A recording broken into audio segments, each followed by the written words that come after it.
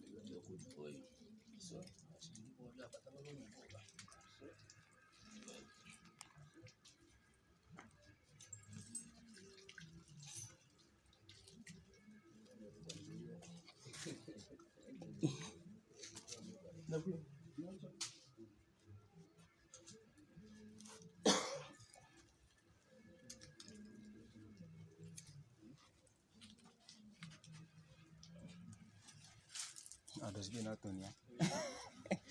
Atu deli tenen fence. Ha, mo kibele. Ogo na rafchan. Ama ni aku before. Ije kejele bien. Ije bien unke ngongo. Nwa walu mo wufte special. Ngongo kona tuni. Ngongo atu gide ngongo gwelu na sele. Na lungwa special mo. Nah.